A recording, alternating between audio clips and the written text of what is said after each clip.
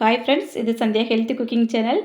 இது பார்த்தீங்கன்னா வெள்ளிக்கிழமை காலையிலேருந்து இந்த வீடியோ வந்து எடுத்திருக்கேன். இன்றைக்கி பார்த்தீங்கன்னா காலையில் எழுந்திரிச்சு நம்ம எப்போவுமே நார்மலாக செய்யக்கூடிய வேலைகள் எல்லாம் செஞ்சாச்சு. இன்றைக்கி ஒரு 6 மணி இருக்கும்.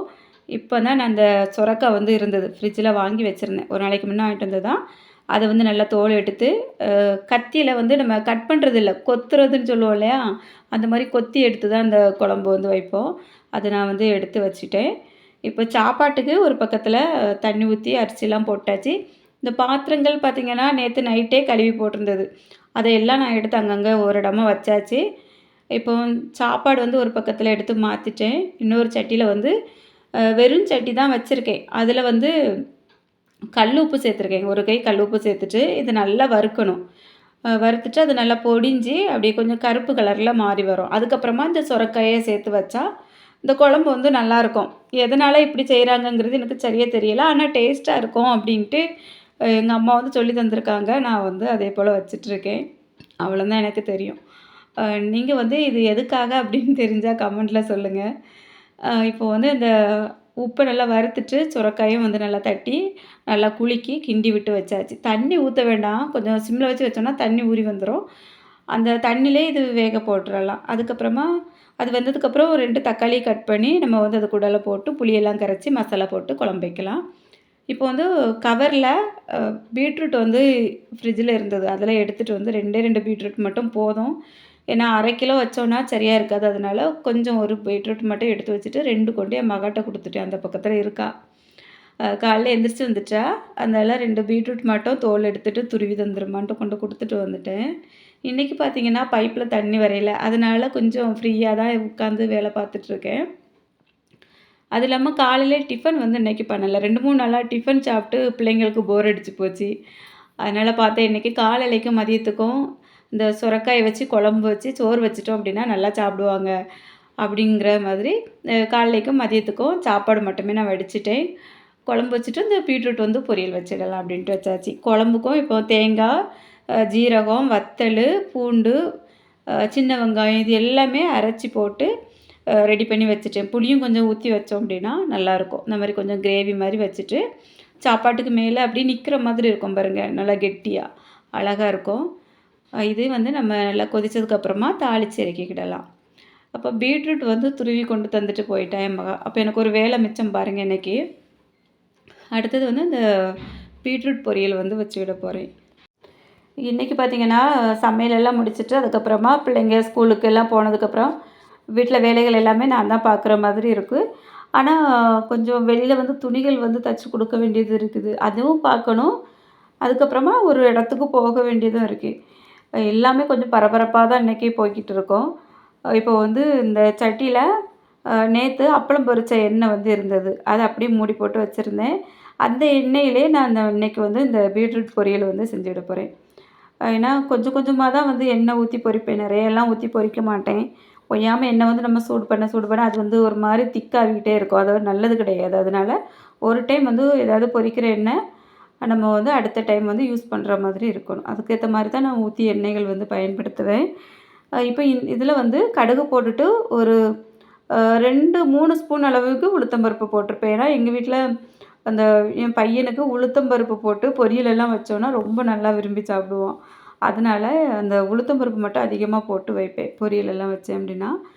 இப்போது இந்த உளுத்தம்பருப்பு செவந்ததும் வெங்காயம், பச்சை மிளகாய்லாம் கட் பண்ணி வச்சுருக்கேன். அதையும் போட்டுட்டு கொஞ்சம் கருவேப்பிலை போட்டாச்சு. அடுத்தது வந்து பீட்ரூட்டையும் போட்டு நம்ம வதக்கிட்டு இது கூடல கொஞ்சம் தேங்காய், ஜீரகம், 2 பல்லு பூண்டு எல்லாம் போட்டு மிக்ஸியில் ஒரு சுற்று சுற்றிட்டு லைட்டாக மஞ்சள் தூளும் போட்டு இது நல்லா வதங்கினதுக்கப்புறமா சேர்த்துட்டு இறக்குனா பீட்ரூட் பொரியல் வந்து ரெடி ஆயிரும். ரொம்ப சிம்பிளான வேலை தான். இன்றைக்கி வந்து டிஃபனுக்கு மாவு எல்லாமே இருந்தது. ஆனாலும் செய்ய வேண்டாம் அப்படிங்கிற மாதிரி தான் நான் வந்து பண்ணியிருக்கேன். ஏன்னா காலையில் டிஃபன் பண்ணிவிட்டு சாப்பாடு பண்ணுறேன் இல்லையா, அது வந்து என்னவோ 2-3 நாளாக அதிகமாக மிச்சம் வந்துகிட்டே இருக்குது. நைட்டுக்கு வந்து சாப்பாடு சாப்பிட்ற மாதிரி இருந்துகிட்ருந்து. அதனால் எனக்கு 2 டைமுக்கும் இன்றைக்கி சாப்பாடு எடுத்துடலாம் அப்படிங்கிற மாதிரி நான் வந்து பார்த்துட்டேன். இப்போ பார்த்தீங்கன்னா இந்த பையனுக்கு டிஃபன் பாக்ஸு அந்த சிப்லா கவரில் தான் போட்டு கொடுத்து விடுவேன். அது வந்து கொஞ்சம் ஈரமாக இருக்குது அப்படின்ட்டு அவன் எடுத்து அலசிட்டு இருக்கான். அப்போது இதை வந்து நான் மறுபடியும் வாங்கி கொஞ்சம் ஜெல் ஸ்மெல் எதுவுமே இல்ல. நான் பார்த்துட்டு கொஞ்சம் ஜெல்லு வந்து உள்ளே ஊத்திட்டு, நல்லா அத குலுக்கி 2, 3 டைம் தண்ணியில அலசிட்டு, அதுக்கப்புறமா தண்ணி வடியறதுக்கு வந்து வச்சுருவேன். அப்படி நல்லா கமத்தி ஏதாவது ஒரு கரண்டி ஏதாவது வச்சு அதுக்கு மேல கமத்தி விட்டோம் அப்படின்னா, தண்ணியெல்லாம் நல்லா வடிஞ்சு காஞ்சு போயிருக்கும். அப்புறம் இன்னொரு சிப்லாக் கவர் வந்து வச்சு குடுத்து விட்டுருவேன். ஏன்னா காலேஜ் போற பையன் இல்லையா? கொஞ்சம் கூட குழம்பு ஏதாவது லீக் ஆச்சு அப்படின்னா, அது வந்து பேக்ல, புக்லலாம் பட்டா நல்லது கிடையாது. அப்படிங்கிறதுனால நான் வந்து சிப்லாக் கவருக்குள்ள வச்சு தான் குடுத்து விட்றேன். அதனால அதுவும் எடுத்துட்டு போயிருவான். இப்போ வந்து குழம்பு ரெடி ஆயிட்டு, தாளிச்சாச்சு, பொரியலும் ரெடி ஆயிட்டு. அப்போ கிட்டத்தட்ட நம்ம வேலைகள் எல்லாம் முடிஞ்சது. இப்போ வந்து எல்லாரும் சாப்பிட்டுட்டு 8 மணிக்கெல்லாம் நானுமே இன்னைக்கு உட்காந்து சாப்பிட்டுட்டேன். ஏன்னா பிள்ளைங்க வந்து சாப்பிட்டுட்டு இருக்கும்போது, அ ஒருத்தர் வந்து கொஞ்சம் சோறு மிச்சம் வச்சிருக்காங்க. இன்னொருத்தர் வந்து கொஞ்சம் சோறு மிச்சம் வச்சிருக்காங்க. அப்போ அத வேஸ்ட் பண்ண வேண்டான்னு எடுத்து சாப்பிட்டுட்டு, அது கூடவே இன்னும் கொஞ்சம் சோறு வச்சு சாப்பிட்டு, காலையில என்னோட சாப்பாடு அப்படியே முடிஞ்சுது. இந்த மாரி தான் நடக்கும் நெறைய நாளு. இப்போ எல்லா வீட்லயுமே இந்த பெண்களுக்கு வேலை இதா தான் இருக்கும். ஒவ்வொருத்தரா மிச்சம் வைக்கிறது தான் கடைசியில எடுத்து சாப்பிட்ற மாதிரி இருக்கும். நான் வந்து ஒரு சில நாள் நல்லா வயித்துக்கு சாப்பிட்டுட்டேன். அதுக்கப்புறம் யாராவது "அம்மா மிச்சம் இருக்கு சாப்பிடுங்க" அப்படின்னு சொன்னாக்கி கேட்பேன். "இது என்ன குப்பை தொட்டியா? இத போட்டு போட்டு தான் நான் இந்த மாரி ஆயிட்டுருக்கேன். எதுக்கு மறுபடியும் என்ன சாப்பிட சொல்றீங்க?" அப்படின்னு சொல்லி கிண்டல் பண்ணி சிரிச்சுட்டு கிடப்பேன். இப்போ பார்த்தீங்கன்னா, பிள்ளைங்க எல்லாருமே ஸ்கூலுக்கு போயாச்சு. மணி பாருங்க கரெக்ட்டா 8:33 ஆகுது. நான் வந்து ஒரு ஃபோன்ல வீடியோ எடுத்துட்டு இருக்கேன். இந்த மொபைல் வந்து வீட்ல இருக்கும். இது வந்து ரொம்ப வீடியோஸ் எடுக்க நல்லா இருக்காது. டேமேஜ் ஆகி தான் இருக்குது அடி வாங்கி. அதனால இதில என்ன பண்ணேன்னா, எனக்கு கொஞ்சம் சோம்பேறித்தனமா இருக்கும்போது, இந்த மெலோடி சாங் வந்து கேட்பேன். இளையராஜா பாட்டு இருக்கு இல்லையா? அதில மெலோடி சாங் வந்து சர்ச் பண்ணி வச்சிருக்கேன். இத வந்து ஆன் பண்ணி வச்சுட்டு, நான் வந்து கிச்சன்ல வேலைகள் வந்து பார்க்க ஆரம்பிப்பேன். அப்போ என்னவோ நமக்கு கொஞ்சம் ஒத்தையில இருந்த மாதிரியும் தோணாது. யாராவது கூட இருந்த மாரியே ஒரு ஃபீலா இருக்கும். அந்த பாட்டெல்லாம் கேட்டுட்டு நம்ம வந்து அப்படியே வேலை பார்க்கும்போது. அதனால இத என்ன பண்ணுவேன், அந்த வீடியோவ ஆன் பண்ணி விட்டுட்டு, செல்ஃப்ல வந்து ஒரு பக்கத்துல எடுத்து வச்சுருவேன். அந்த பாட்டு வந்து கொஞ்சம் சவுண்டு நம்ம நார்மலா கேட்கிறத விட இன்னும் கொஞ்சம் அதிகமா கேட்குற மாதிரி அப்படி வச்சுட்டு, நான் வந்து பாத்திரங்கள் வந்து கழுவ ஆரம்பிப்பேன். இப்போ 8:30க்கு கரெக்ட்டா கிச்சன்ல வந்திருக்கேன். பாத்திரம் கிளீன் பண்ணணும். அதுக்கப்புறம் வீடெல்லாம் வந்து நம்ம வந்து தூத்து எடுத்துட்டோம் அப்படின்னா, அப்புறம் மற்ற வேலைகள் பார்க்கலாம் அப்படின்னுட்டு, நான் வந்து இத எல்லாமே எடுத்து ஒதுக்க ஆரம்பிச்சுட்டேன். முதல்ல வந்து அந்த குழம்பு பாத்திரங்கள் இருக்கு இல்லையா? குழம்பு, கூட்டு இதெல்லாம் இருக்கக்கூடியதெல்லாம் ஒரு பாத்திரத்துக்கு மாத்திட்டு, இதையும் கழுவ போட்டோம் அப்படின்னா, அந்த இடங்கள் வந்து கொஞ்சம் ஃப்ரீயா இருந்த மாரி தெரியும். நீட்டா இருக்கும். அதனால அதையும் எடுத்து மாத்திட போறேன். இந்த சோறு வடித்த பாத்திரத்த மட்டும் நான் மாத்த மாட்டேன். ஏன்னா, அது வந்து எனக்கு பிடிக்காது. அந்த வேற பாத்திரத்துல மாத்தும்போது சீக்கிரமா அந்த சோறு வந்து ஒரு மாரி ஈரத்தன்மை குடுத்த மாதிரி இருக்கும். அதனால நான் அந்த பாத்திரத்திலே தான் வச்சிருப்பேன். இது வந்து இன்னைக்கு எப்படியும் பார்த்தாலும் மதியத்தோட முடிஞ்சிரும். ஏன்னா வந்து காலையிலேயே எல்லாரும் சாப்பிட்டுட்டோம் இல்லையா? மதியத்துக்கு போல தான் இருக்குது.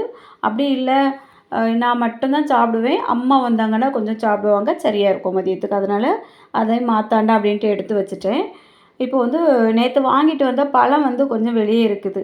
இந்த பழத்த வந்து ஃப்ரிட்ஜில வச்சோன்னா, உடனே அப்படியே ஒரு மாரி கருகருன்னே ஆயிரும். சாப்பிடவும் மனசு இருக்காது. அதனால இத எடுத்து வந்து நான் அந்த ஒரு பக்கத்துலனா அந்த பெட்ரூம்ல செல்ஃப்ல கொண்டு வச்சுருவேன். அப்போ வந்து பிள்ளைங்க ஸ்கூலுக்கு வெளியலாம் போயிட்டு வந்ததோடனே துணி மாத்தும்போது அந்த இடத்த பார்த்தாங்க அப்படின்னா, டக்குனு எடுத்து சாப்பிடுவாங்க அப்படிங்கிறதுனால அங்க கொண்டு வச்சுட்டேன். இப்போ வந்து நம்ம முதல்ல கேஸ் அடுப்புல இருந்து ஆரம்பிக்க வேண்டியது தான். கேஸ் அடுப்பு நல்லா கிளீன் பண்ணி, தண்ணி விட்டு அலசிட்டு, அதுக்கப்புறமா அந்த டைல்ஸு, சுவரு எல்லாமே நம்ம கிளீன் பண்ணி விட்டுட்டோம் அப்படின்னா, அதுக்கப்புறமா பாத்திரங்கள் எல்லாம் கழுவி கழுவி இந்த இடத்துல கமத்தி வைக்கிறதுக்கு ரொம்ப வசதியா இருக்கும். எனக்கு வந்து இந்த மாரி பண்றது தான் செட் ஆகியிருக்கு. நீங்க எப்படி பண்ணுவீங்க அப்படிங்கிறதையும் கமெண்ட்ல சொல்லுங்க. இப்போ வந்து வீட்ல நம்ம ஒத்தையில இருக்கோம், வேலை செய்றதுக்கு பிடிக்கல அப்படிங்கிற டைம்ல இந்த மாரி மெலோடி சாங் கேட்டுட்டு, அ எத்தன பேர் பாத்திரம் கழுவியிருப்பீங்க அப்படிங்கிறதையும் கமெண்ட்ல சொல்லுங்க. ஏன்னா நான் ஒரு சில பேர்ட்ட கேட்டுருக்கேன். இந்த மாரியெல்லாம் சொல்லியிருக்காங்க. கிச்சன்ல ஏதாவது வேலை செய்ய பிடிக்கல அப்படின்னா, ஏதாவது பாட்டெல்லாம் கேட்டுட்டு வேலை செய்வோம் நல்லாயிருக்கும் அப்படின்னிட்டு. நானுமே அதே மாதிரி தான். ரொம்ப வருஷமாவே இந்த மாரி தான் செஞ்சுட்ருக்கேன். அது இல்லாம நைட்டு வந்து கொஞ்ச நேரம் அதிகமா இருந்து வேலை செஞ்சுட்ருக்கோன்னு வைங்களேன், தூக்கம்லாம் வர டைம்ல, பிள்ளைங்க எல்லாருமே வீட்ல தூங்கிருவாங்க. அப்போ ஒத்தையில இருந்து துணி தச்சுட்டே இருப்பேன்.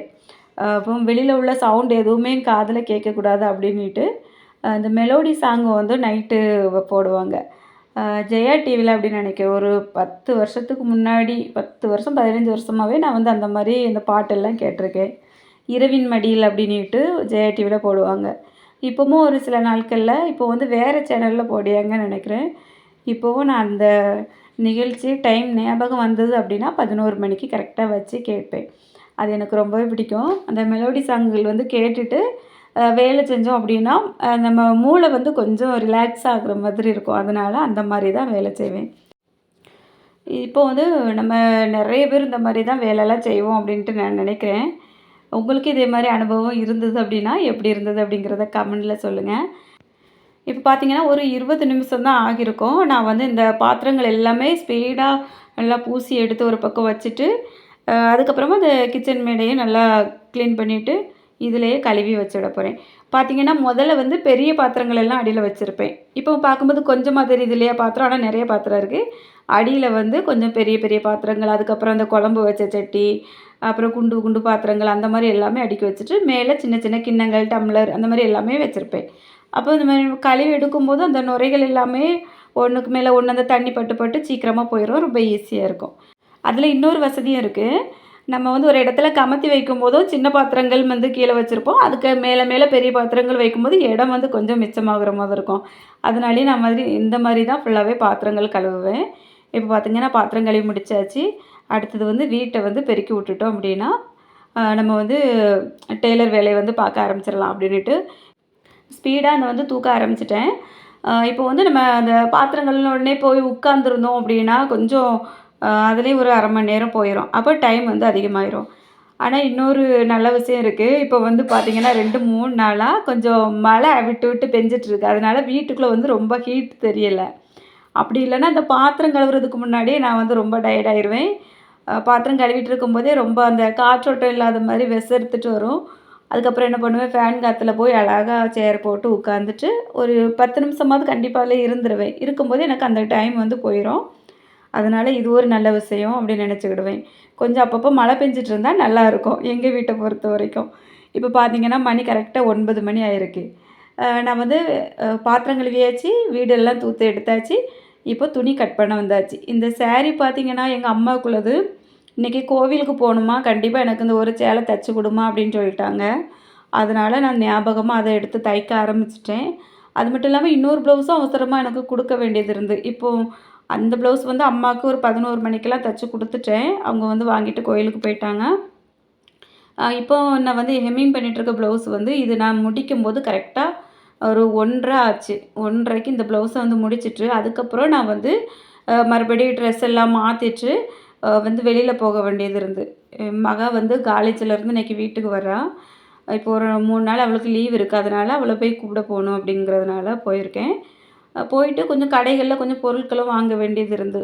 இது பார்த்தீங்கன்னா, கேக்கு பொடி. இது வள்ளியூர் பஸ் ஸ்டாண்டில ஒரு கடையில பேக்கரியில வந்து இந்த மாரி பாக்கெட் போட்டு வச்சிருப்பாங்க. அந்த பேக்கரியில நெறைய வந்து கேக்கெல்லாம் செய்வாங்க இல்லையா? அதில வந்து கட் பண்ணுறக்கூடிய இந்த சின்ன சின்ன பீஸா ஒதுங்கும் பாருங்க இது. ஒரு பாக்கெட் வந்து ரூ. 10ன்னு போட்டு வச்சிருப்பாங்க. ரொம்ப நல்லாயிருக்கும். பழசு எதுவுமே இருக்காது. அப்பப்போ அன்னன்னைக்கு உள்ளது கவர்ல வச்சிருப்பாங்க. போனா கண்டிப்பா நாங்க வந்து ஒரு 2 பாக்கெட்டாவது வாங்கிட்டு வருவோம். இது வந்து நான் வாங்கல, மகளே வாங்கி வச்சுட்டா. இந்த பண்ணும் அப்படிதான். ரொம்ப சின்ன மக வந்து விரும்பி சாப்பிடுவாங்கிறதுனால, பெரியவ வந்து வாங்கிட்டு வந்திருக்கா தங்கச்சிக்காக. இப்ப அதில எனக்கு ஒண்ணு இருந்தது. அதையும் எடுத்து நான் சாப்பிட்டாச்சு. நாங்க வீட்டுக்கு வரும்போது கரெக்ட்டா மணி வந்து ஒரு 7 மணி இருக்கும். நைட்டு. அதுக்கப்புறம் பார்த்தீங்கன்னா, நான் கிச்சனுக்கு வந்து பார்த்தேன். சாப்பாடு வந்து எல்லாமே காலியாயிட்டு. கொஞ்சம் இருந்தது, பையன் சாப்பிட்டுருக்கான். குழம்பு பாத்திரம், கூட்டு பாத்திரம் எல்லாமே காலியாயிட்டு. இது எல்லாமே எடுத்து அழுக்குல போட்டுறலாம். நம்ம வந்து காலையில எல்லா வேலையும் முடிச்சு வச்சுருந்தேன் இல்லையா? அதனால இந்த கிச்சன் வந்து நல்லா நீட்டா இருக்குது. மாவு வந்து கொஞ்சம் ஃப்ரிட்ஜில இருந்து அதையும் எடுத்து வச்சாச்சு. உப்பு போட்டு கலந்து வச்சுட்டு, அடுத்தது வந்து நைட்டுக்கு ஒரு 2 உருளைக்கிழங்கு வந்து வேக வச்சு விட போறேன். வேக வச்சு தோல் எடுத்து வச்சுட்டு, அதுக்கப்புறமா வெங்காயம், தக்காளி நல்லா வதக்கிட்டு, இஞ்சி பூண்டுலாம் போட்டு வதக்கணும். இஞ்சி பூண்டு இல்ல. அதனால நான் என் பிள்ளைங்க எல்லாரும் சேர்ந்து பூண்டு, இஞ்சி எல்லாமே தோல் எடுத்து கட் பண்ணி வச்சாச்சு. இப்போ இதையும் அரைச்சு எடுத்துக்கிட போறேன். இஞ்சி பூண்டு அரைச்சி எடுத்து வச்சுட்டோன்னா, ஒரு 2, 3 நாளைக்கு நமக்கு வந்து கொஞ்சம் பிரச்சனை இருக்காது. அடுத்தது சனிக்கிழமை, ஞாயிற்றுக்கிழமை அந்த மாரி வரும்போது நம்ம வந்து கொஞ்சம் நான்வெஜ் ஏதாவது எடுத்தோன்னா, போடுறதுக்கு வசதியா இருக்கும். அதனால இந்த மாரி நாட்கள்ல நான் வந்து கொஞ்சம் ரெடி பண்ணி வச்சுடுவேன். இப்போ இதையும் அரைச்சி எடுத்துட்டு, அதுக்கப்புறமா குழம்புக்கு எல்லாமே ரெடி பண்ணணும். அந்த இந்த உருளைக்கிழங்கு வேக வச்சு நம்ம குருமா மாதிரி வைக்கிறது ரொம்பவே நல்லாயிருக்கும். தோசைக்கெல்லாம் இந்த மாதிரி வைக்கும்போது ரொம்ப நல்லாயிருக்கும். எங்கள் வீட்டில் விரும்பி சாப்பிடுவாங்க. இதுக்கு வந்து எப்படின்னா, இந்த இஞ்சி பூண்டு எல்லாமே போட்டு வதக்குவோம் இல்லையா? நார்மலா நம்ம கறி மசாலாக்கள் எல்லாமே போட்டு தாளிச்சுட்டு வெங்காயம், தக்காளி போட்டு வதக்கி, அதுக்கப்புறமா இந்த உருளைக்கிழங்கு தோல் எடுத்து வச்சுருக்கத கொஞ்சம் மசிச்சுட்டு அது கூடால போட்டுட்டு, அதுக்கப்புறம் வீட்டில் அரைச்ச குழம்பு மசாலா கொஞ்சம், சிக்கன் மசாலா இருந்தால் கொஞ்சம் போட்டு, தண்ணியெல்லாம் ஊற்றி நல்லா கொஞ்சம் ஒரு சிம்மில் வச்சு ஒரு 5 நிமிஷத்துக்கு கொதிக்க வச்சு இறக்கணும் அப்படின்னு வைங்க. கடைசியில் மல்லி இலைலாம் போட்டோன்னா அப்படி இருக்கும். சூப்பராக இருக்கும். தோசைக்கெல்லாம் தொட்டுட்டு சாப்பிட நல்லாயிருக்கும். தோசைக்கு, ஆப்பத்துக்கு. இட்லிக்கு அந்த அளவுக்கு எனக்கு பிடிக்காது. நான் இட்லி வச்சா வைக்க மாட்டேன். இது வந்து ஒரு அவசரத்துக்கு டக்குனு செய்கிற மாதிரி இருந்தால் இந்த மாதிரி வச்சுருவேன். உருளைக்கிழங்கு வேக போட்டோமா, வேலை பார்த்தோமா, அதுக்கப்புறம் வந்து இதை வந்து கடகடன்னு முடித்தோம் அப்படிங்கிற மாதிரி இருக்கும். அடுத்தது வந்து குழம்பு வந்து ஒரு பக்கத்தில் கொதிக்க வச்சுட்டு, இந்த தோசை வந்து ஊற்றி எடுத்துக்கிட போகிறேன். தோசை மாவு இருந்ததுனால நைட்டு வந்து கொஞ்சம் வேலை ஈஸியாச்சு பாருங்கள். இல்லைன்னா மறுபடியும் ஏதாவது ரெடி பண்ணிகிட்டே இருக்கணும். இன்னும் வந்து கொஞ்சம் சோர்வாகவே இருக்குது. காலையிலேருந்தே ரெஸ்ட் இல்லை. பிள்ளைக்கு வந்து கொஞ்சம் பொருளெல்லாம் வாங்க வேண்டியிருந்தது. A4 சீட் எல்லாம் வாங்க வேண்டியிருந்தது. பையனும் எனக்கு வேணும்னா, அதனால் 2 பண்டல் வந்து வாங்கிட்டு வந்துட்டோம்.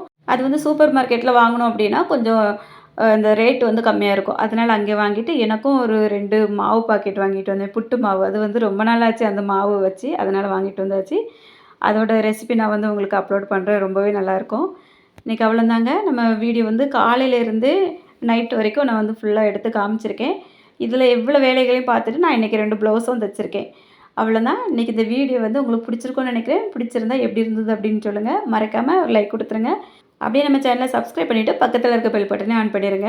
அப்போ நான் அடுத்தடுத்து அப்லோட் பண்ணக்கூடிய வீடியோஸ் எல்லாமே உடனுக்குடன் உங்களுக்கு நோட்டிஃபிகேஷன் வரும். மிஸ் பண்ணாமல் பார்க்கலாம். இது வரைக்கும் இந்த வீடியோ பொறுமையாக பார்த்த எல்லாருக்கும் ரொம்ப ரொம்ப நன்றி. வணக்கம்.